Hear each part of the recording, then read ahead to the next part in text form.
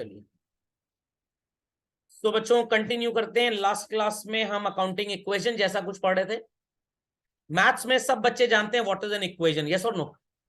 Relationship of certain parameters और terms where items on the left are equal to the items on the right.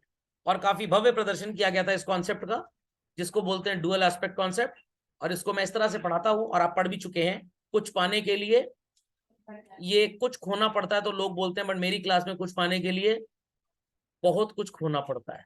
Sir WhatsApp भूल गए, Instagram 250 ग्राम, Facebook, धीरे धीरे sir सब चला जाएगा, सिर्फ मैं और मेरी किताब आपस में बातें किया करेंगे। समझ में आ गया? तो in that case accounting equation लोगों ने पढ़ा था। और क्यों पढ़ते हैं अकाउंटिंग इक्वेशन, मैंने ये बताया था। आप नए हैं अभी इस सब्जेक्ट को लेकर, आपको नहीं पता अकाउंटिंग होती क्या, अकाउंटेंसी होती क्या है। तो पहले mathematical bent of mind create किया जाता है। पहले आप गणित को समझें। मैं एक छोटा सा एग्जांपल लेता हूं। नर्सरी क्लास में बच्चे को इंग्लिश और मैथ्स पढ़ाई जाती है, हिंदी इंट्रोड्यूस नहीं की जाती इंग्लिश मीडियम स्कूल में जनरली, ताकि बच्चे का एक्सेंट ना बर्बाद हो जाए। धीरे धीरे उसको हिंदी पढ़ाई जाती है, फिर थोड़ा सा हिंदी से एक्वेंटेड हो जाता है तो क्लास 3-4 में वो संस्कृत जैसा सब्जेक्ट आ जाता है। 7th-8th तक हम उससे पढ़ते हैं, फिर फ्रेंच, जर्मन, स्पेनिश पढ़ते हैं कि भाई इंटरनेशनल एक्सपोजर मिले थोड़ा हमको। कल को हम एक्सपोर्ट इंपोर्ट का बिजनेस करना चाहें तो एटलीस्ट हमको 1-2 लैंग्वेजेस आती हो। तो धीरे धीरे डाइवर्सिफिकेशन आता है। तो डे 1 से A for apple, B for बड़ा एप्पल, सी फॉर छोटा apple, D for 2 apple, E for एक और एप्पल, एफ फॉर फ्री का एप्पल, क्या ये सब पढ़ाया जाता है? नो। पहले आपकी सराउंडिंग्स का ऑब्जर्वेशन आपको सिखाया जाता है, सराउंडिंग्स का ऑब्जर्वेशन। तो क्योंकि आप मैथ्स में बड़े वेल वर्स्ड हैं, तो पहले हम अकाउंटिंग स्टार्ट करते हैं मैथमेटिक्स से, फिर हम उसको कन्वर्ट करेंगे अकाउंटेंसी में। तो नोट्स शीट में अगर आप आखिरी पन्ना पलट के देखें तो मैंने वहां दिल्ली टू मुंबई करके कुछ लिखा हुआ है, मैथमेटिक्स टू अकाउंटेंसी लिखा हुआ है। सबको मिलेगा, नहीं भी मिला तो कोई बात नहीं, कहीं ना कहीं दिया हुआ है। So what is the need for understanding accounting equation, ये क्लियर कर चुके थे लास्ट क्लास में। 3 एप्लीकेशंस होते हैं बच्चों इसके। पहला एप्लीकेशन है कि असेट, कैपिटल, लायबिलिटी 3 चीजें हैं। If out of 3 I happen to give you 2 children, तीसरा निकल जाएगा कि नहीं निकल पाएगा? Very good, excellent answer.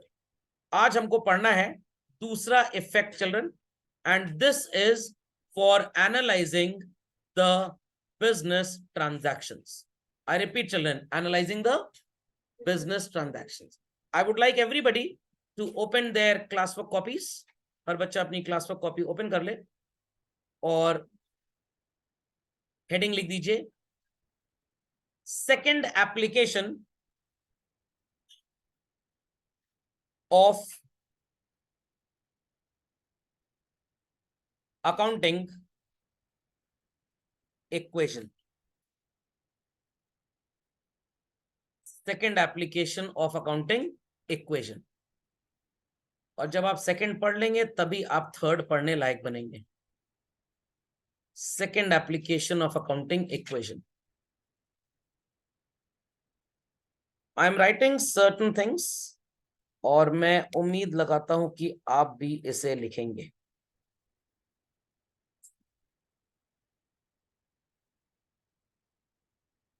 Mr. Mohan started business with cash rupees 1 lakh. Is it visible, children? Can I say it's a sentence? क्या मैं ऐसे सेंटेंस का नाम दे सकता हूं? बट बिकॉज आप अकाउंटिंग की क्लास में बैठे हैं तो आप ये सेंटेंस नहीं बोलेंगे, आप इसे क्या बोलेंगे? ट्रांजैक्शन। क्या बोलेंगे? Transaction. Bought furniture for cash rupees 4,000.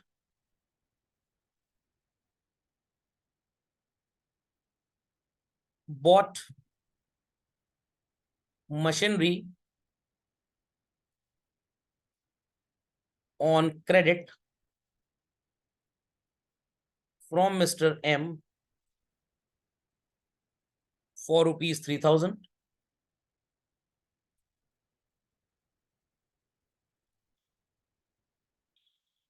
Bought goods for cash rupees 10,000.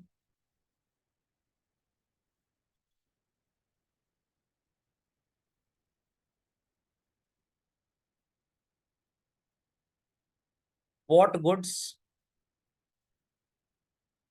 from Mr. G on credit for rupees 10,000.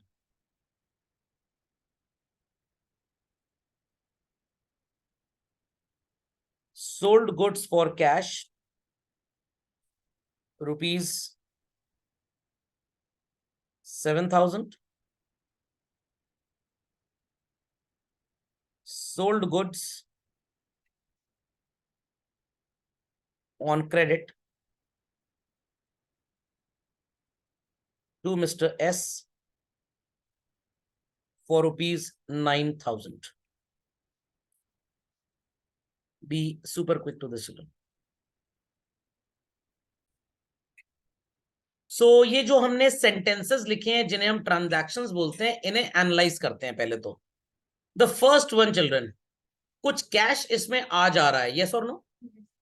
In second one also, but क्या third transaction में कुछ cash आ जा रहा है? No, because ये transaction credit में perform किए गए हैं. Is that understood? Fourth transaction में भी कुछ पैसे का लेन देन हो रहा है. Fifth में क्या बच्चों कोई पैसे का लेन देन हो रहा है? क्रेडिट पे है. सिक्स्थ में चिल्ड्रन पैसे का लेन देन हो रहा है, और सेवेंथ में हो रहा है पैसे का लेन देन नहीं हो रहा है. इतनी बात सबको समझ में आ गई? चलिए, तो as per dual aspect concept everybody knows कि every transaction has two effects. I repeat children, every transaction has two effects, एक डेबिट और एक क्रेडिट. बट अब आप थोड़ी देर के लिए चीजों को चेंज करेंगे और आप चीजों को एनालाइज कैसे करेंगे, ध्यान से समझिएगा, बहुत ध्यान से समझिएगा. सबसे पहला काम है, I want everybody to put the steps also. सबसे पहला स्टेप लिखिए अपनी कॉपी में.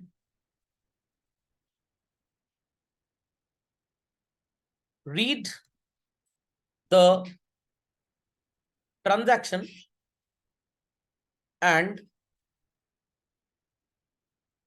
find out the subject and predicate. Transaction पढ़ के आपको पता लगाना पड़ेगा कि इसमें सब्जेक्ट और प्रेडिकेट कौन सा है. लोगों को लग रहा होगा कि ये अकाउंटेंसी की क्लास है कि इंग्लिश की क्लास है. मैंने अभी अभी आपको बताया you are totally new to the subject, इसलिए आपको कन्वर्जन रूल के हिसाब से पढ़ाया जाएगा. पहले जिस सब्जेक्ट्स में आप काफी प्रोफिशिएंट हैं, हम उन्हीं को यहाँ पे यूज कर लेंगे. Ready everybody? चलिए, सो सबने लिख दिया पहला step. Children, first step written by everybody. चलिए, तो हर ट्रांजैक्शन में आपको दो बातें पहचाननी है. कौन सी दो बातें पहचाननी है? सब्जेक्ट और प्रेडिकेट. सर कभी कभी ना हमसे गलती हो जाती है सब्जेक्ट को और प्रेडिकेट को ढूंढने में. हम कभी कभी सब्जेक्ट को प्रेडिकेट बोल देते हैं और प्रेडिकेट को सब्जेक्ट बोल देते हैं. कोई प्रॉब्लम की बात ही नहीं है, आप कुछ भी बोलिए, आपका काम चल जाएगा. बस बोलना जरूर है आपको. हर ट्रांजैक्शन में ये दो चीजें कम से कम मिलेंगी. One is called as subject, जिसके बारे में बात हो रही है. Other is called as what children? Predicate, जो बात हो रही है. Is that understood well? चलिए, the first transaction in front of us is what children? Mister Mohan started business with cash. Subject क्या नजर आ रहा है आपको? Mister Mohan is the subject. Very good children, mister Mohan is the subject. और predicate क्या है children? Started business with cash. सुनाई पड़ी बात सबको? चलिए मार्क कर देते हैं. तो mister Mohan is the subject and started business with cash is the predicate. Everybody agreeing to this fact? Yes or no? Second transaction, bought furniture for cash. क्या खरीदा बच्चों हमने? फर्नीचर. आप भी इसको मार्क कर लीजिए. जो सब्जेक्ट आपको नजर आ रहा है, आई रिपीट, जो सब्जेक्ट नजर आ रहा है उस पे आप ट्विस्टेड लाइन बनाइए, और जो प्रेडिकेट नजर आ रहा है उस पे स्ट्रेट लाइन बनाइए. Understood how to mark? Subject पे ट्विस्टेड लाइन और प्रेडिकेट पे straight.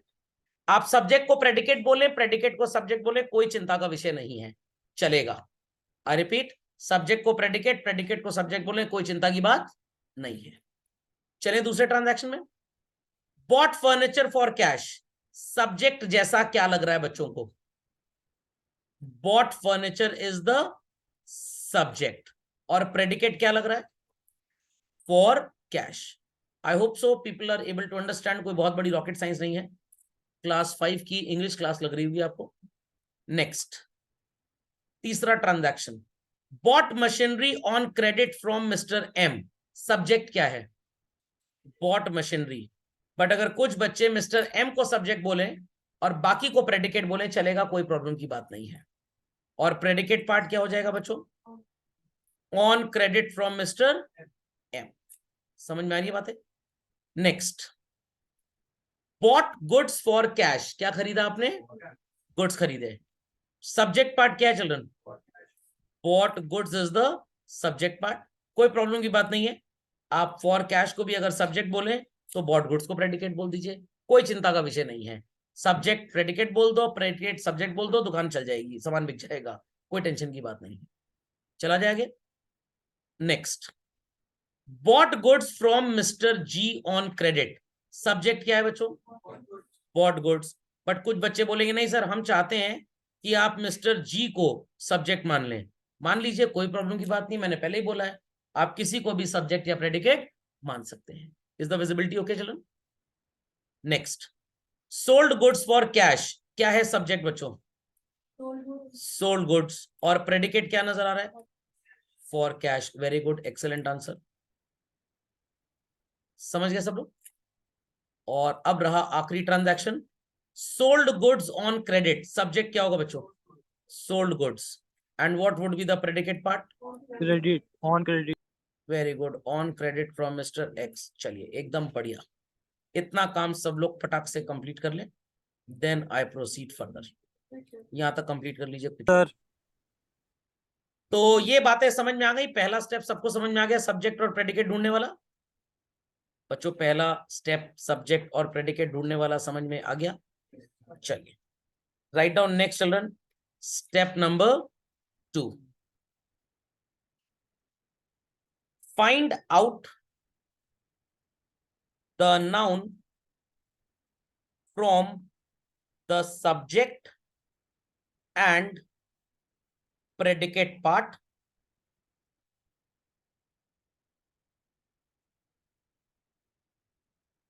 known as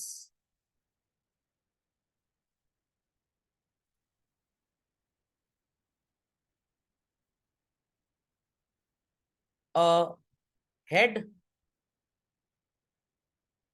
for recording the transaction or an account। तो जो आपने सब्जेक्ट और प्रेडिकेट पता लगाया है बच्चों, अब आपको उसमें क्या ढूंढनी है? नाउन ढूंढनी है। नाउन का मतलब तो जानते हैं ना सब लोग? वो वाली नाउन मत समझ लीजिए, घर में आती है, या नाई की वाइफ को नाउन बोलते हैं आप। चलिए, इतना काम करिए क्विकली, फिर चलते हैं इस पे। चलो, सबसे पहला काम क्या किया था हमने? सब्जेक्ट और प्रेडिकेट ढूंढा। अब क्या ढूंढेंगे? इसी नाउन को हम बोलेंगे head for recording the transaction, या इसी को हम क्या बोलेंगे? अकाउंट। तो फेसबुक अकाउंट तो सबको पता है क्या होता है, व्हाट्सएप अकाउंट सबको पता होता है, अकाउंटेंसी में अकाउंट क्या होता है ये भी आपको पता होना चाहिए। Ready everybody? सब लोग तैयार हैं? चलिए, लेट्स स्टार्ट। मिस्टर मोहन में नाउन क्या नजर आ रही है? सर पूरी ही नाउन है। स्टार्टेड तो वर्ब हो गया, बिजनेस भी एक हरकत है तो वर्ब हो गया, विद सेंटेंस को जोड़ रहा है तो कंजंक्शन हो गया, तो नाउन क्या बची? Very good. समझ में आ गया कैसे नाउन पकड़नी है? मछली पकड़ने से तो आसानी है सर।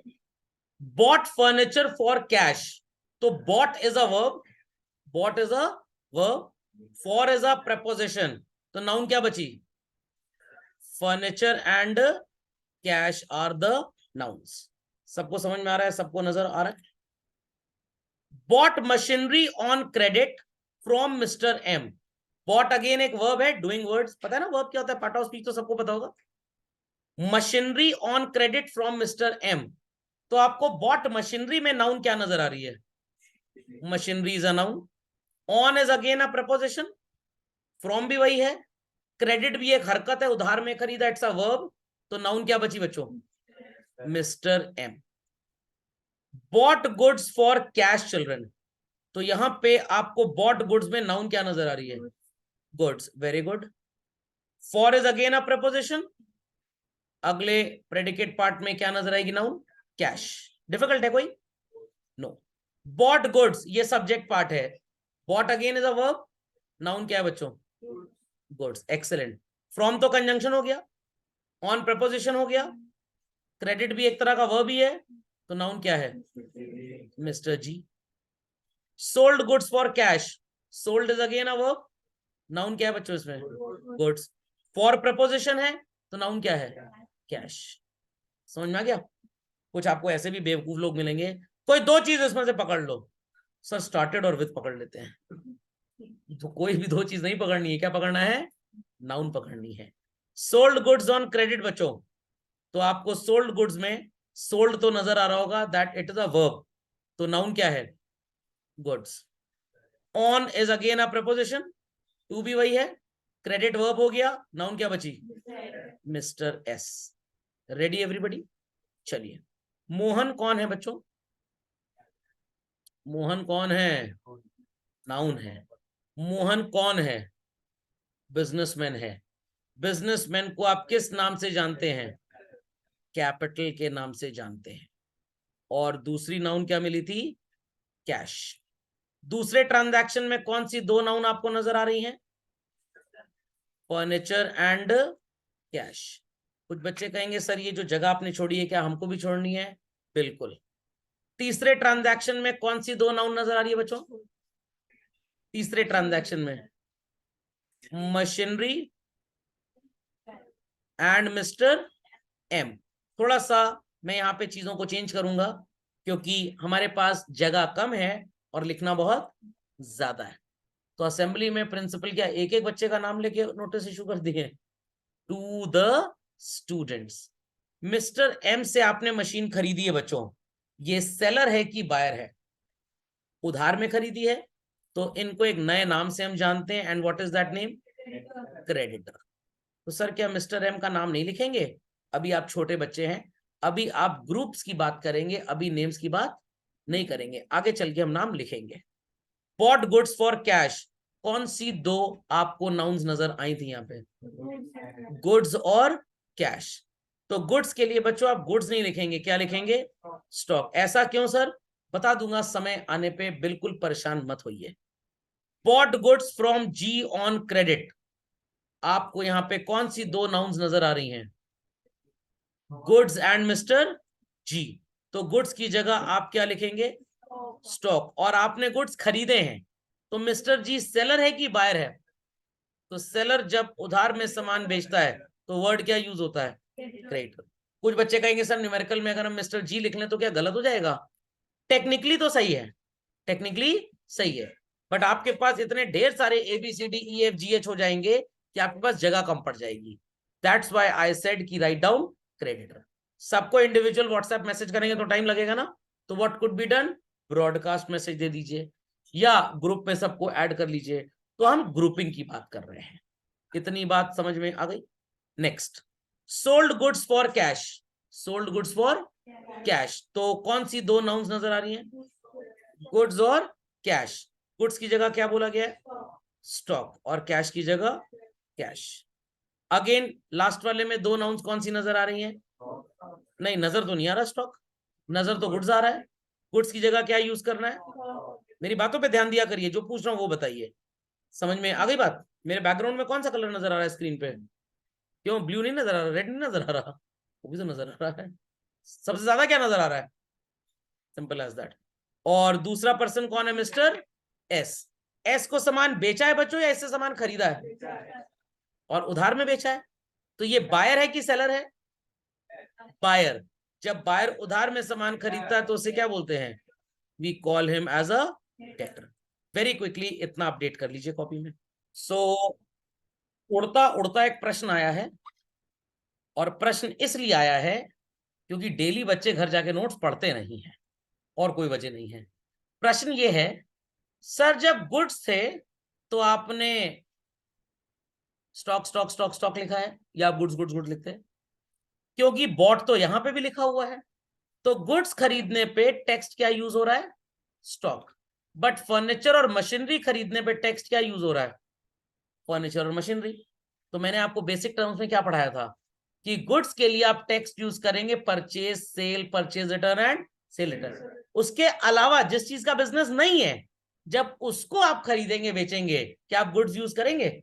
आप उसका पर्टिकुलर नेम यूज करेंगे। नहीं, असेट क्यों नहीं लिख सकते? अच्छा, आपको कहने का मतलब है जैसे मैंने गुड्स की जगह स्टॉक लिखा तो मेरे को यहाँ असेट लिखना पड़े। हाँ, वो आपकी पूरी मनोकामना पूरी की जाएगी, शायद आपने व्रत रखा हो चाहे ना रखा हो, वो मनोकामना पूरी करूंगा, परेशान मत होइए। मेरे को लगा प्रश्न ये है कि यहाँ पे सर स्टॉक है परचेज के केस में, तो यहाँ क्यों नहीं है? चलिए वो बता रहा हूँ, बिल्कुल परेशान मत हो, इसको लिखें पहले आप। चलिए, आई होप सो यहां तक किसी को कोई समझने में प्रॉब्लम तो नहीं हुई। चलिए, next put down children, step 3, classify the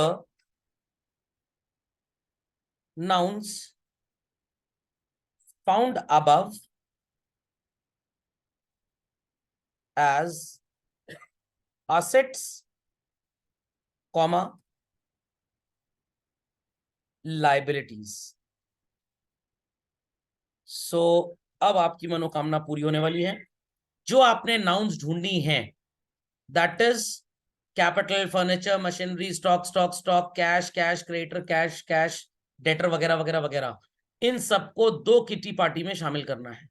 Some of them will join the class asset and some of them will join the class liability.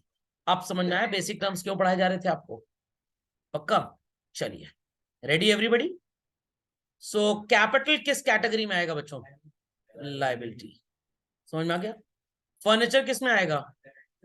Asset में आएगा। Very good, very good, very good. Machinery किस में आएगा बच्चों? Asset.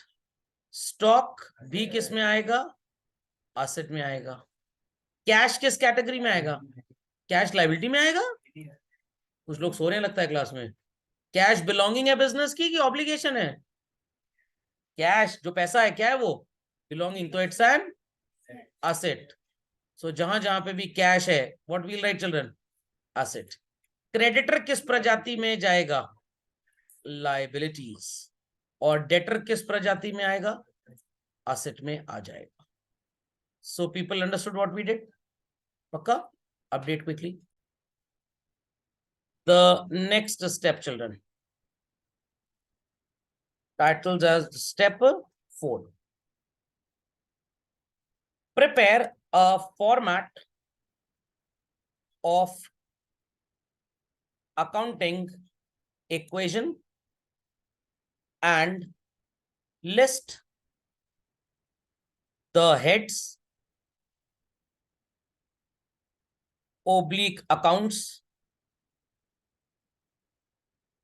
under the respective classes, that is assets and liabilities. Under the respective classes, that is assets and liabilities. Write down quickly. So let us understand कि accounting equation का format बनेगा कैसे। कुछ बच्चे सबसे पहली गलती ये करते हैं कि वो कॉपी के पेज को सेंटर फोल्ड कर लेते हैं। ऐसा कुछ नहीं करेंगे आप 2/3 और 1/3 सेक्शन में अपनी कॉपी के नेक्स्ट पेज को सेग्रीगेट करेंगे बच्चों। 2/3 and 1/3। Left side the heading is assets and right side children the heading is liabilities. मैं आपको एक ब्रह्मास्त्र देने जा रहा हूं जो आपको दुनिया की किसी किताब में लिखा हुआ नहीं मिलेगा।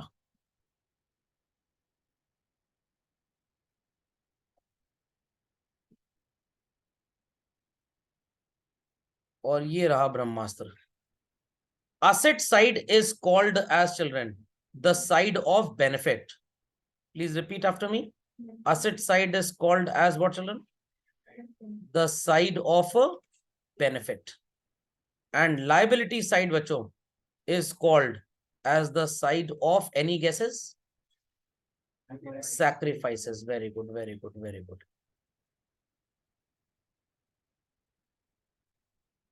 और यही एक गेम चेंजर साबित होता है। और अगर आपने अकाउंटिंग इक्वेशन बहुत बढ़िया से पढ़ लिया, आई बेट कि आप जीवन में कभी भी अकाउंटिंग में गड़बड़ी कर ही नहीं सकते। और अगर आपने अकाउंटिंग इक्वेशन नहीं पढ़ा, हर दिन आपको प्रॉब्लम आएगी, हर दिन। तो समझ लीजिए ये बचपन में लगी हुई पोलियो की वैक्सीन है, जो लगा ली तो जिंदगी पोलियो मुक्त, नहीं तो पोलियो युक्त। समझ गए? चलिए, be quick be quick be quick, खर्चा खींच लीजिए। सो बच्चों, लाइबिलिटी की कैटेगरी में मेरे को दो चीजें नजर आ रही हैं। एक तो कैपिटल नजर आ रहा है मेरे को, और दूसरा क्या नजर आ रहा है? क्रेडिटर। क्या और कुछ है इसके अलावा? नो। तो यहां पे आप लिख दीजिए रनिंग हैंड राइटिंग में, कैपिटल प्लस क्रेडिटर्स। आप कैपिटल लेटर्स में लिखना चाहते हैं तो लिख सकते हैं, और असेट साइड में आप लिखेंगे cash, stock, furniture, machinery and debtors. Now understood why I said कि स्पेस एलोकेशन ठीक कर लीजिए। चलो, understood why did I say कि स्पेस एलोकेशन ठीक कर लीजिए? क्योंकि असेट साइड में वैरायटी हमेशा आपको बहुत ढेर सारी मिलने वाली है, इसलिए मैं बोलता हूं कि असेट साइड थोड़ा सा ब्रॉड रखिए। तो it is cash plus stock plus debtors. बच्चे बोलेंगे सर पिछली बार आपने डेटर्स बाद में लिखा था। कोई भी सीक्वेंस लगा लीजिए, कोई फर्क नहीं पड़ेगा, बस कोशिश क्या करिए कैश पहले लिखें आप। सो ये वाला स्टेप सबको समझ में आ गया कैसे सीक्वेंसिंग करनी है? तो सबसे पहला काम सब्जेक्ट प्रेडिकेट, फिर नाउन। नाउन से आपको आपके रिप्रेजेंटेटिव हेड्स या अकाउंट मिल जाएंगे, फिर आप उनकी प्रजाति डिसाइड करेंगे। असेट है तो लेफ्ट में, और लाइबिलिटी है तो राइट में। Got it? असेट्स की लिस्टिंग असेट के अंडर में, लाइबिलिटी की लिस्टिंग लाइबिलिटी में। और सर ये क्या सर तीर कमान आपने चलाया और रामायण देख रहे हैं क्या आप? अब ये तीर कमान आप चलाएंगे अपने दिमाग में। Be quick be quick be quick. आगे चला जाए। अगर मैं आपसे बोलूं कि बिजनेस और बिजनेसमैन एक ही चीज है, तो आप जवाब देंगे सर लगता है धूप लग गई है आपको गर्मी में। इज इट सो चिल्ड्रन कि बिजनेस और बिजनेसमैन एक ही चीज है? नो, बिजनेस अलग और बिजनेसमैन अलग है, ये बात याद रखिएगा। ठीक है, चलिए आगे चलते हैं। अब आपको ढेर सारे ट्रांजैक्शंस जो मैंने लिखवाए थे, you need to read them one by one again, और आपको एनालाइज करना पड़ेगा जो भी आइटम्स इन्वॉल्व हैं। आई रिपीट चिल्ड्रन, जो भी आइटम्स इन्वॉल्व हैं, जिन्हें आप हेड या अकाउंट बोल रहे थे, ऑल दीज चिल्ड्रन, इनमें कुछ चेंज आएगा। क्या आएगा? तो क्या करेंगे सर, चिल्लड़ दे देंगे हम? अरे चेंज ऐसे नहीं आएगा। असेट में जब चेंज आएगा तो आप दो बातें पटर पटर करेंगे। कितनी बातें पटर पटर करेंगे? बेनिफिट बढ़ेगा या बेनिफिट घटेगा, तीसरा कुछ नहीं होगा। यहां पे अगर चेंज आएगा तो क्या पटर पटर करेंगे मुंह से? सैक्रिफाइस बढ़ेगा या सैक्रिफाइस घटेगा। समझ में आया? गेस्ट घर में आए, मम्मी क्या पूछेंगी, क्या लेंगे, ठंडा गरम? अगर वो बोले ठंडा तो बर्फ दे दीजिए, वो बोले गरम तो गीजर के नीचे खड़ा कर दीजिए। ठंडा गरम का मतलब कुछ कोल्ड ड्रिंक वगैरह लेंगे या चाय लेंगे। समझ में आ गई बात? तो जब आप इन आइटम्स को देखें तो आप अपने आप से दो प्रश्न करेंगे, इनका त्याग बढ़ रहा है या इनका त्याग घट रहा है? इन आइटम्स को जब आप देखेंगे तो अपने आप से दो प्रश्न करेंगे, देयर बेनिफिट इंक्रीजेस और देयर बेनिफिट डिक्रीजेस। इसके अलावा कुछ भी अपने आप से बोलना गलत माना जाएगा। बट अगर आपने ऐसा कुछ बोल दिया तो इसे महज एक इत्तेफाक मान लीजिएगा, इसका वास्तविकता से कोई लेना देना नहीं है। तो व्हाट इज द वास्तविकता चिल्ड्रन? जब भी ये चंडाल चपड़गंजू नजर आए, you will question yourself, benefit increases और डिक्रीजेस, और कुछ नहीं सोचना। जब ये चपड़गंजू चंडाल नजर आए तो इन लोगों का त्याग बढ़ा या इनका त्याग घटा। बोला था ना कि भाई liability can be any person और ऑर्गेनाइजेशन, कोई सामान, कोई चीज, कोई वस्तु लाइबिलिटी नहीं हो सकती। बट असेट कोई सामान भी हो सकता है और कोई इंसान भी हो सकता है। People understood? समझ में आ गया क्या पूछना है? तो ये बेनिफिट और सैक्रिफाइस की कहानी मेरी जुबानी आप सुन रहे हैं। मैं चैलेंज करता हूं, ब्रह्मांड घूम के चले आइए, आपको ये कंटेंट कहीं नहीं मिलेगा। Ready everybody? चलिए, write the next step children. Next step, It is step number 5. Read the transactions again and analyze the change in the items of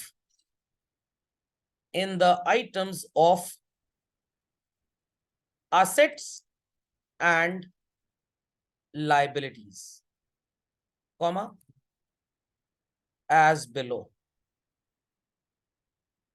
Small a, for assets, if the benefit increases,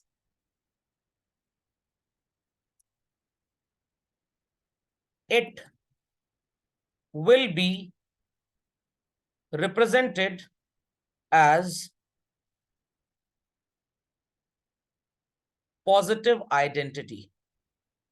It will be represented as what, children? Positive identity. और अगर benefit decrease कर रहा है तो उल्टा बोल पाएंगे सब लोग? क्या बोलेंगे उल्टे में? If the benefit decreases, it will be represented as a negative identity. समझ में आ गई बात बच्चों? पक्का? ऐसा ही कुछ मैं आपको लाइबिलिटीज के लिए लिखने को बोलूंगा. सो आप लिखेंगे small B for liabilities. Benefit शब्द की जगह कौन सा शब्द यूज करना है चिल्ड्रन? सैक्रिफाइस. त्याग अगर बढ़ा इन लोगों का तो प्लस करेंगे और घटा तो क्या करेंगे? माइनस करेंगे. सबको बात समझ में आ गई? चलन सबको बात समझ में आ गई? पक्का? Please be quick to this. Please be quick to this. तो लेट्स कंटिन्यू. जब भी असेट साइड पे पटर पटर करेंगे तो क्या शब्द निकलेगा मुंह से? बेनिफिट. और यहां पे क्या निकलेगा? चलिए, पहला ट्रांजैक्शन बच्चों. Mohan started business with cash ₹1 lakh. कौन से दो आइटम्स नजर आ रहे हैं? Cash and capital. कैश किस साइड का आइटम है? किस साइड का? चलिए, तो असेट साइड पे आप दो सवाल अपने आप से करेंगे. कैश का बेनिफिट बिजनेस में बढ़ रहा है क्योंकि मोहन पैसा लगा रहा है, या घट रहा है बच्चों? What is your answer? बढ़ रहा है. Excellent answer. तो आप क्या मार्क करेंगे? प्लस. और क्या लिखेंगे?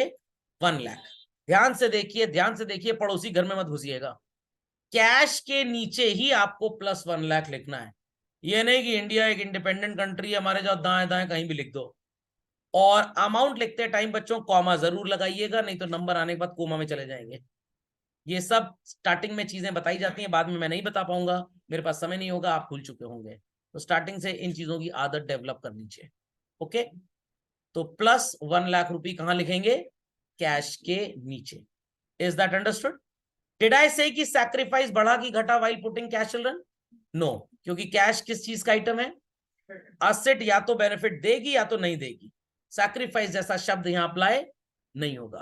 और अगर आपको याद हो बेसिक टर्म्स में पहले दिन मैंने आपको ये बात बताई थी, एसेट्स वो चीजें होती हैं विच प्रोवाइड बेनिफिट. समझ में आया? सिलेबस कितना लिंक्ड है पूरा. चला जाए आगे. सबने लिख लिया? दूसरा आइटम क्या नजर आया था बच्चों? कैपिटल. किस साइड का आइटम है? प्रश्न क्या होगा? Mohan is named as capital. Yes और no?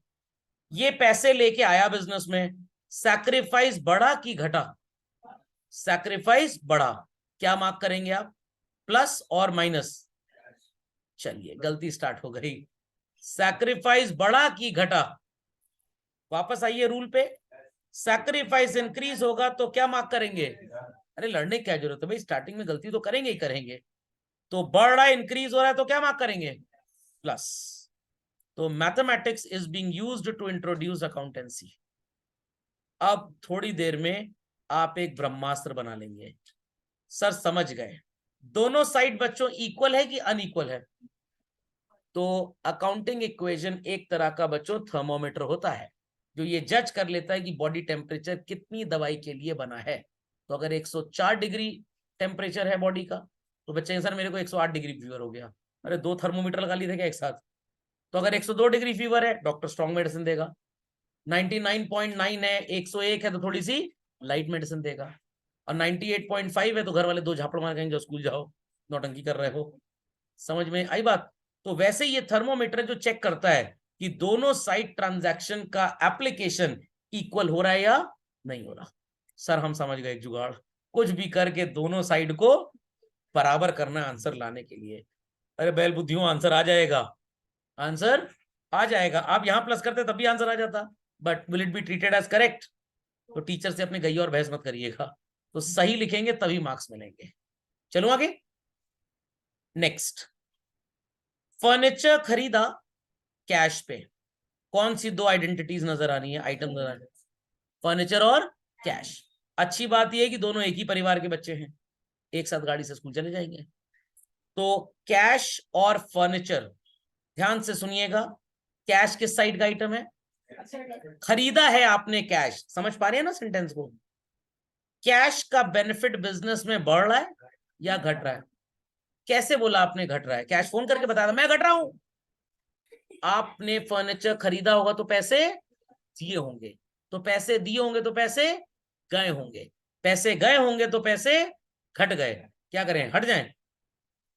Plus sign minus sign, कितना? 4000 रुपीज।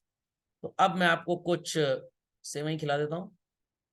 ऊपर की तरफ जाए तो प्लस, नीचे की तरफ आए तो माइनस। फिर से बोलिए, ऊपर की तरफ आए तो प्लस, नीचे की तरफ आए तो माइनस। बस इसी को हम डेबिट और क्रेडिट में कन्वर्ट करेंगे और मैथमेटिक्स बन जाएगी हमारी अकाउंटेंसी। दूसरा आइटम क्या था बच्चों? फर्नीचर खरीदा है आपने। एक चीज और बताना चाहूंगा, ये 4000 मैंने कहां पे लिखा है 1 लाख के नीचे नजर आ रहा है? क्योंकि आप मैनुअली कैलकुलेट करेंगे, कैलकुलेटर नहीं होगा आपके पास, तो जरा 1 टेंस 100 की इज्जत रख लीजिएगा। दूसरा आइटम क्या है बच्चों? फर्नीचर खरीद रहे हैं हम। बढ़ रहा है बेनिफिट या घट रहा है? बढ़ रहा है। What to do? Second line में फर्नीचर में plus 4000। Understood why second line? Because first line already filled up है। तो समझ लीजिएगा एक ट्रांजैक्शन नोट करने के बाद लाइन झूठी हो जाती है। What is +4 -4? 0। और कुछ बच्चों की आदत ही नहीं होती प्लस साइन लिखने की, वो मार्क्स कटेंगे आपके। साइन लिखना है। +4 -4 is what? 0। Do you see anything here on the second line? No, ये ऑलरेडी 0 है। अगेन दोनों साइड मैच कर गया कि नहीं कर गया? तो बस अकाउंटिंग इक्वेशन में आपको यही करना होता है। फिर इसी प्लस माइनस को डेबिट क्रेडिट में कन्वर्ट करेंगे और जीवन आगे चलता जाएगा हमारा। बहुत डिफिकल्ट है सर, हम तो जुगाड़ समझ गए सर।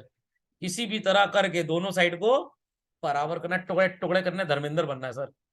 ये जुगाड़ एकदम ठीक सीखे हैं आप, बट कृपया करके ज्यादा चौधरी बनने की जरूरत नहीं है। स्टूडेंट की तरह सही तरीके से करिएगा, क्योंकि यहाँ तो 2-2 एस्पेक्ट हैं, कभी कभी 3, 4, 5, 6 एक एक ट्रांजैक्शन में आ जाएंगे।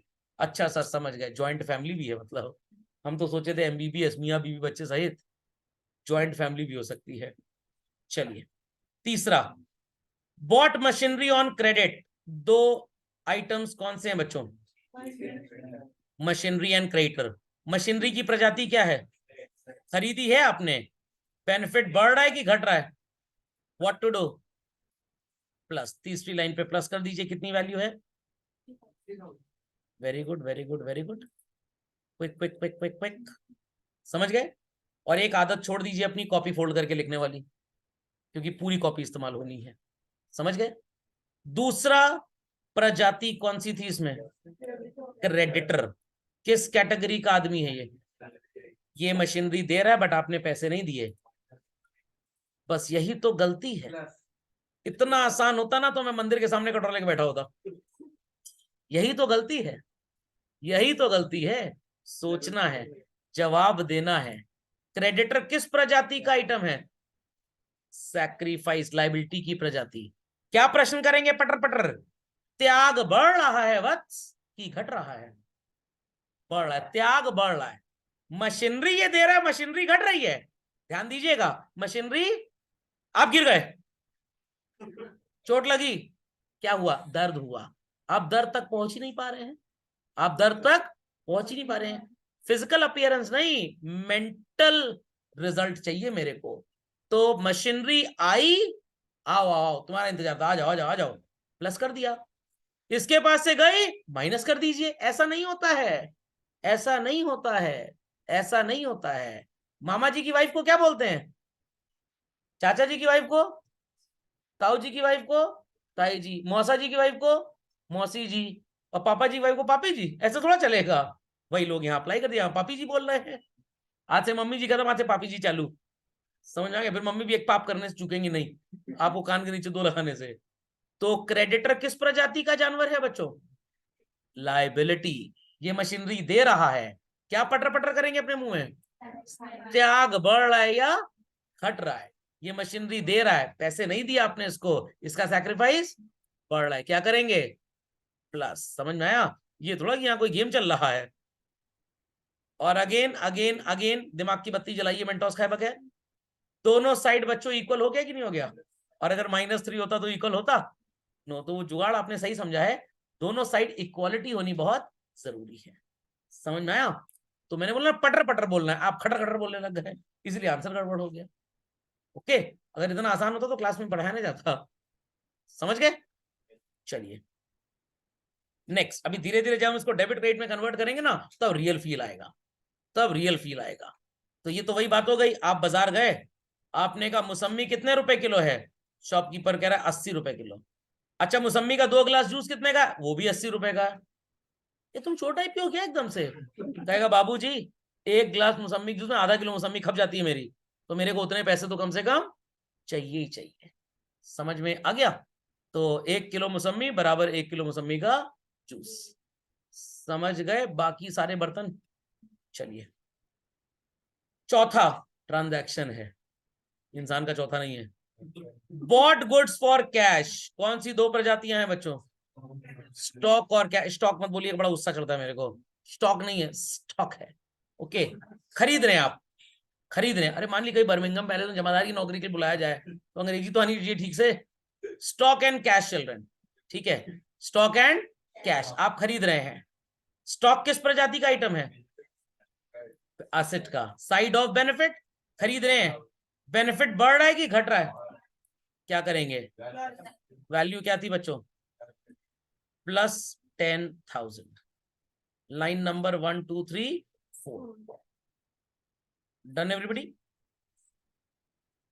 What's the other item we saw in this, cash. Goods खरीद रहे हैं, बेनिफिट बढ़ रहा है कि घट रहा है, घट रहा है, क्या करेंगे, माइनस। What is +10 -10 children, 0। समझ गए सारे हीरो? पक्का? बहुत डिफिकल्ट है, बहुत भयंकर अकाउंटेंसी, कल से नहीं पढ़ेंगे, पढ़ेंगे, आसान है। और मजा आ रहा है पढ़ने में, आई सपोज बोझा तो नहीं लग रहा? पक्का? फिजिक्स केमिस्ट्री तो नहीं लग रही है ना? क्योंकि केमिस्ट्री पढ़ने को दिव्य शक्तियां चाहिए, वो एटम प्रोटॉन वो सब टीचर को नजर आता और किसी को नजर नहीं आता। चलिए, आई hope so everybody is updating in the copy. ऐसा ना हो कि मेरा चेहरा देखने आया बस, मुंह दिखाई की रसम है सर। ट्रांजैक्शन नंबर 5, गुड्स खरीदे मिस्टर जी से।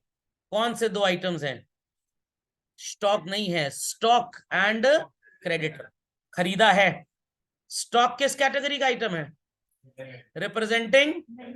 खरीद रहे हैं, बेनिफिट बढ़ रहा है कि घट रहा है, व्हाट टू डू, प्लस। क्या करेंगे, ये भी 10 था, okay yes, +10,000। And what was the other item involve है, क्रेडिटर। किस साइड का है, लाइबिलिटी, रिप्रेजेंटिंग सैक्रिफाइस। हम खरीद रहे हैं बच्चों की, बेच रहे हैं, बेच रहे हैं, इसलिए कहता हूं मेरे साथ साथ चलिए। कुछ लोग हाथ छोड़ा के आगे चले गए और नाली में गिर गए। Is that clear? तो पहले एनालिसिस तो आ जाए। तो सो कॉल्ड ये क्रेडिटर किस साइड का आइटम है बच्चों, लाइबिलिटी। हम खरीद रहे हैं, डिड वी पे द मनी, डिड वी पे द मनी, नो। सैक्रिफाइस बढ़ रहा है, घट रहा है, क्यों बढ़ रहा है, बिकॉज उधार में खरीदा, we have not paid the money, what to do, +10,000। तो लोग होले होले समझ के बोले, और कुछ रबड़ बैंड की तरह जवाब दे रहे हैं, असल में सत्संग में पैदा हुए थे। चलिए, डन ऑल बच्चों, डन ऑल, पक्का, कंफर्म। चलिए, अगला transaction, sold goods for cash. कौन से दो आइटम्स नजर आ रहे हैं बच्चों? Stock and cash. अब कुछ बच्चे आज क्लास के बाद मेरे को मैसेज करेंगे, सर बुक में तो किसी और तरीके से बनाया गया है, वो तरीका भी सिखाऊंगा। ये है छोटा बच्चा, पापा मम्मी के बीच में सो रहा है, नालायक भाग ना जाए, समझ में आ गया? और बुक में बड़े बच्चे वाला स्टाइल है, अलग बेडरूम दे दिया गया उसको, ओके, क्योंकि रात में लात बहुत मारता था। तो कौन सी दो चीजें आई नजर? Stock and cash. स्टॉक किस साइड का आइटम है? बेच रहे हैं कि खरीद रहे हैं? फिर से सुन लें, फिर से सुन लें, फिर से सुन लें। सोल्ड का मतलब अंग्रेजी में क्या होता है? संडे संडे इंग्लिश क्लास भी चलेगी अब। बेच रहे हैं, तो स्टॉक का बेनिफिट बढ़ रहा है कि घट रहा है बच्चों? घट रहा है, because you are selling it, you are selling it. Plus करेंगे माइनस करेंगे? How much? 7,000। दूसरा प्रजाति क्या थी यहाँ पे? कैश। कैश था कि डेटर था? कैश था, वेरी गुड। प्लीज तोते की तरह मत बोलिए, अब एक माइनस मारो दाएं से, दूसरा तो प्लस होएगा ही होएगा। यहाँ तो आ जाएगा, जहां 3-4 इन्वॉल्व होंगे वहां मामा और नानी जी सब याद आएंगे आपको, तो रटिए मत कृपया करके, बाय वर्च्यू ऑफ कॉन्सेप्ट चलिए। समझ में आया कि नहीं? इंडिया में गाड़ी चला रहे हैं, पहला पैडल एक्सीलेटर है, और पता लगा विदेश में पहला पैडल इधर से ब्रेक है, मार दिया दाएं तो पीछे बैठा था आगे बोनट पे गिर गया जाके। तो पता होना चाहिए लेफ्ट हैंड ड्राइव और राइट हैंड ड्राइव। तो दूसरा आइटम कौन सा था? सामान बेचा आपने पैसा लेके, तो बेनिफिट बढ़ रहा है कि घट रहा है? What to do? +7। और प्लीज ये मत बोलिएगा सर प्लस माइनस बराबर हो गया, लिखे ही ना। तो फिर आप पीसीएम कंप्यूटर साइंस वाले स्टूडेंट, आप कॉमर्स के लायक नहीं है। कॉमर्स वालों को पता है फर्जी है, बकवास है, तब भी लिखना है। मार्केटियर, पता है कस्टमर के काम का प्रोडक्ट नहीं है, बट इतना एडवर्टीजमेंट कर दो, इतना एडवर्टीजमेंट कर दो, कस्टमर को लगने लग जाए। अगर नहीं खरीदा तो मरने के बाद आत्मा को शांति नहीं मिलेगी। इसलिए एलेक्सा डिवाइस खरीदना बहुत जरूरी है, नहीं तो पिछड़ी जाति एवं जनजाति में चले जाएंगे, मोहल्ले वाले अपने घर बुलाना छोड़ देंगे। Commerce is presentation. चले आगे। और अब अष्ट धातु के पहले वाला, सोल्ड गुड्स ऑन क्रेडिट। कौन सी दो प्रजातियां हैं? Socks and debtor. Stock and debtor. बेचा है सामान, स्टॉक जा रहा है कि आ रहा है? जाने दीजिए, हट जाइए, पकड़ हट जाइए सर, जाने दीजिए इसको। क्या करेंगे? Minus value, value minus 9,000। और उधार में आपने बेचा था, कौन इन्वॉल्व हो गया? इसको सामान मिल रहा है बट ये पैसे नहीं दे रहा है, बेनिफिट बढ़ रहा है कि घट रहा है? इसको सामान मिल रहा है बट ये पैसे नहीं दे रहा, तो इसका बेनिफिट बढ़ रहा है कि घट रहा है? बढ़ रहा है। हमारे पास से स्टॉक घट रहा है, हमारा बेनिफिट स्टॉक का कम हो रहा है, इसको तो सामान मिल रहा है उधार में, he is not paying us, so his benefit increases और decreases? Simple as that. What to do? +9,000। Done everybody? चलिए अगला स्टेप लिख लीजिए, चलो स्टेप नंबर 5 हो चुका था। Step 6, compute the final totals of the values listed under each of the items. I repeat, calculate the final totals of each item. Sorry, what did I say? फिर से बोलिए, फिर से बोलिए। Compute the final value of listed items. लिख दिया, लिख दिया, लिख दिया। चलिए टोटलिंग कर लेते हैं। 3 + 10 is 13। पहले मैंने कुछ और बोल दिया था शायद, पहले मैंने क्या बोला था? किसी के पास टेक्स्ट है लिखा हुआ? चलिए फिर से बोल रहा हूँ, फिर से बोल रहा हूँ, फिर से बोल रहा हूँ। कैलकुलेट या compute the final values of the listed items under each head. Of the listed items under each head मतलब असेट के अंदर जितने लिस्टेड आइटम्स थे और लाइबिलिटी के अंदर जितने लिस्टेड आइटम्स थे। ठीक है, चलिए 10 + 10 is 20, 20 - 7 is 13, 13 - 9 is 4, +4, 1 लाख में से 4 गया, बचा 96, -10 86 + 7 93। This was step number 6। समझ गए? स्टेप नंबर 6 समझ गए। Step 7, calculate the grand total of asset and liability. Liability का तो बड़ा छोटा सा था, सामने ही नजर आ गया कि इक्वल है। एसेट भी देख लेते हैं। 93 + 4 कितना होगा? 97। 97 + 9 इज 1,06,000। 1,06,000 + 4 इज 1,10,000। 110 + 3 इज 130। तो बच्चों ये क्या था? आपकी एग्जामिनेशन की कॉपी जिस पे आपने आंसर्स लिखे। ये टीचर ने आपको हर आंसर के मार्क्स देकर हर बच्चे के मार्क्स मार्कस्लिप पे लिख दिए। अब रिपोर्ट कार्ड बनना है। क्या बनना है? Report card. तो इतना काम आप लोग कंप्लीट कर लें super quickly, very quickly complete this much children, be super quick. We wrote this step as a step number what children? Step number 7. Next आप लिखेंगे step 8. Be quick to this. अगला स्टेप होगा आपका step 8। ये वाला कौन सा था? 6 था ना? हाँ तो 7 लिख लीजिए। Write down step 8। ओ सॉरी, स्टेप 7। 6 तक कोई 7 कह रहा है, कोई 8 बोल रहा है। हाँ 7 तो ग्रैंड टोटल था, sorry I made a mistake. 7 grand total था, वही मैंने कहा अष्ट धातु है टोटल इसमें। स्टेप 8 ऑक्टोपस है ये। स्टेप 8, स्टेप 7 लिख दिया सबने? 1,13,000 भी लिख दिया। अब लिखेंगे step 8, prepare balance sheet representing, I repeat, prepare balance sheet representing liabilities on the left and assets on the right. इसको बनाने की मैं आपको एक टेक्निक बताऊंगा। पेज को हाफ फोल्ड कर लीजिएगा, पेज को सेंटर से फोल्ड कर लीजिएगा, तभी आपको एग्जैक्ट स्पेस मिलेगा डेबिट और क्रेडिट का। आई रिपीट चिल्ड्रन, पेज को हाफ फोल्ड कर लीजिएगा, ये वाली लाइन सेंटर लाइन है। मैं ड्रॉ कर देता हूं अलग कलर से, तो आपको ढूंढना पहचानना कन्वीनियंट हो जाएगा। Do you see the blue line children at the centre? तो blue line is the centre line. आपको दोनों साइड की जो स्पेस मिलेगी वो इक्वल मिलेगी। Prepare balance sheet representing liabilities on the left and assets on the right. चलो, तो फाइनली कंफ्यूजन रिजॉल्व करने के बाद पता लग गया कि अष्ट धातु से बना हुआ 8 स्टेप क्या है? Prepare balance sheet. अब बच्चे मेरे से एक प्रश्न पूछते हैं, सर यहाँ पे राइट साइड में था, ये लेफ्ट में था, अब यहां सर ये लेफ्ट में हो गया। देखिए ये जो है ना, ये बकवास है। सर इतनी देर से हम बकवास कर रहे थे। आपको नहीं काटना है, आपको नहीं काटना है। रियल बिजनेस में कोई भी अकाउंटिंग इक्वेशन नहीं बनाता, ये सिर्फ स्टूडेंट को सिखाया जाता है। ओके, आखिरी डॉक्यूमेंट बिजनेसमैन जो हर साल बनाता है, report card, it is known as a balance sheet. Assets right side में और लाइबिलिटी किधर है?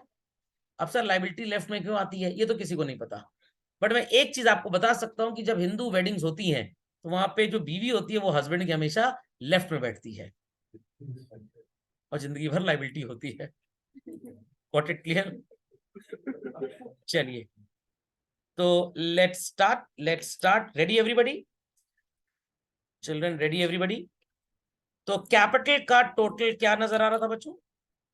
1 लाख। कैपिटल का टोटल क्या नजर आ रहा था बच्चों? 1 लाख। Then we had creditors, how much? लिखते जाइए। Creditors rupees 13,000। थोड़ी सी इज्जत रख लीजिएगा, 1s 10s 100 की। और कुछ है लाइबिलिटी साइड में? नो। असेट में कैश था हमारे पास, हाउ मच? 93,000। कुछ बच्चे अगर ये सोच रहे हो सर हमारे तो सारे आंसर्स प्लस में आए, क्या आंसर माइनस में आ सकता है? बिल्कुल गलत सवाल में। जब आप गलत सॉल्व करेंगे तो माइनस में आ जाएगा। By virtue of nature minus में आंसर कभी नहीं आएगा।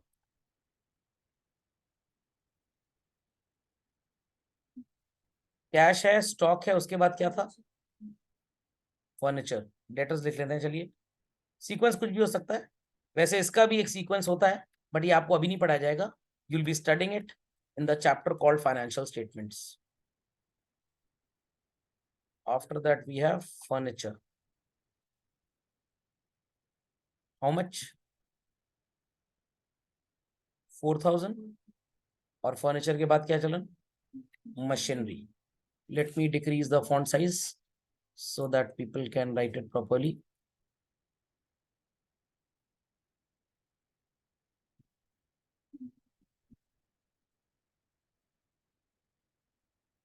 So लोगों को समझ में आ गया how do we prepare a balance sheet children? Accounting equation clear हो गया. ये मत सोचिएगा चैप्टर खत्म हो गया है. ये तो मैंने अभी आपको लॉलीपॉप टेस्ट करवाई है. अभी हींग, करेला, पराठा, देशी घी, हाई कोलेस्ट्रॉल, हार्ट अटैक सब है इसके अंदर. और फाइनली बच्चों दोनों साइड को जब आप टोटल कर देंगे तो अल्टीमेटली आपका टोटल हमेशा एक आएगा. It would never be different. एक दो चीजें इसमें और बतानी है that will be taking up in the next class. आपको यहाँ पे एट द टॉप एक वर्ड नजर आ रहा होगा 80 एट. कुछ बच्चे बोलते हैं sir balance sheet as on नहीं लिख सकते. बिल्कुल लिख सकते हैं अगर आपको 0 चाहिए हो सीए एग्जाम्स में तो 11-12 में चल जाता है. बैलेंस शीट एज ऑन लिखने का बहुत महंगा कीमत चुकानी पड़ सकती है आपको. बैलेंस शीट में हमेशा एज एट लिखा जाता है, कभी भी एज ऑन नहीं लिखा जाता. क्यों ऐसा है ये हम अगले लेक्चर में टेकअप करेंगे. एज ऑन लिखने में कितना नुकसान है और एज एट लिखने में कितना फायदा है. तो हमेशा याद रखिएगा never it is balance sheet as on, always it is balance sheet as at. But 11-12 की बुक्स में कुछ बेवकूफ ऑथर्स एज ऑन लिखते हैं. But when you refer some good book वहां पे क्लैरिफिकेशन आपको मिल जाएगा कि एज ऑन लिखना is super wrong. You should only write as at. क्या रिपरकशंस, क्या कॉन्सिक्वेंसेस होते हैं that will take up in the next class. Okay. बिल्कुल बिना इसके आप बैलेंस शीट नहीं बना पाएंगे. वो बात अलग है आप कैलकुलेटर लेके बैठ जाइए, अलग अलग कैलकुलेट करते रहिए तो आपके आंसर्स आ जाएं, बट कुछ ना कुछ आप भूल जाएंगे. Got it clear? पक्का? क्या आपको क्वेश्चन बोलेगा प्रिपेयर बैलेंस शीट तब बनानी है. अगर क्वेश्चन सिर्फ अकाउंटिंग क्वेश्चन कह रहा है तो आपको बैलेंस शीट नहीं बनानी है. Got it clear? तो अकाउंटिंग क्वेश्चन का जब भी क्वेश्चन आएगा बैलेंस शीट बनाने को जनरली टीचर्स बोल देते हैं. समझ में आ गई बात? तो अगर आपने अकाउंटिंग क्वेश्चन नहीं बनाई, ये सारी चीजें आपने नहीं लिखी, क्या बैलेंस शीट बना पाएंगे? बिल्कुल नहीं. फॉर आईएससी स्टूडेंट्स ना ये सिलेबस में है ना बैलेंस शीट सिलेबस में है. उनको सिर्फ उतना ही पढ़ना था अकाउंटिंग क्वेश्चन में जितना लास्ट क्लास में मैंने पढ़ाया था. 3 में से 2 चीज आती है तो एक आप निकाल लीजिए, और सिलेबस पे नहीं है ना पूछा जाएगा. बट अगर नहीं पढ़ेंगे तो निपट जाएंगे. वही हाल होता है जो सीबीएसई में 11th क्लास में जब बच्चा आता है और उसने 9-10 में लॉगरिथम नहीं पढ़ा होता. स्टैटिस्टिक्स में अंडर रूट जब निकालने को बोला उसका सिर ऊपर से निकल जाती है चीजें. तो सीबीएसई में लॉगरिथम चैप्टर हटाया जा चुका है 15 साल पहले. एक बार बोर्ड एग्जाम हुआ था, ढेर सारे बच्चे फेल हो गए थे, तो डिसीजन हुआ क्या किया जाए, चैप्टर हटा दो. Got it clear? तो वैसे ही आईएससी में ये चैप्टर हटा दिया गया है. समझ में आ गया? तो ये काफी बेवकूफियां बोर्ड वाले करते रहते हैं. 2 चैप्टर ऐसे आईएससी में जो उनके सिलेबस में बट सीबीएसई में नहीं है. बट अगर आप वो नहीं पढ़ेंगे तो 12वीं में आपका पेपर 16 मिनट जल्दी खत्म हो जाएगा, क्योंकि 8 नंबर का एक क्वेश्चन आपको छोड़ना पड़ेगा 12th क्लास में. इसलिए वो चैप्टर पढ़ना बहुत जरूरी है. तो मेरे से कभी कोई ये ना बोले कि सर ये नहीं पढ़ाया गया हमारे स्कूल में, हमारे दोस्त को वो नहीं पढ़ाया गया वगैरह वगैरह वगैरह. मैं सब पढ़ाऊंगा because my focus is not only 11th and 12th, it is your competitive exams also. समझ में आई बात? चलिए, तो लेक्चर अपलोड हो जाएगा, देख लीजिएगा, लाइक कर दीजिएगा, कमेंट कर दीजिएगा कुछ अगर चेंजेस चाहिए हो. That's all for today.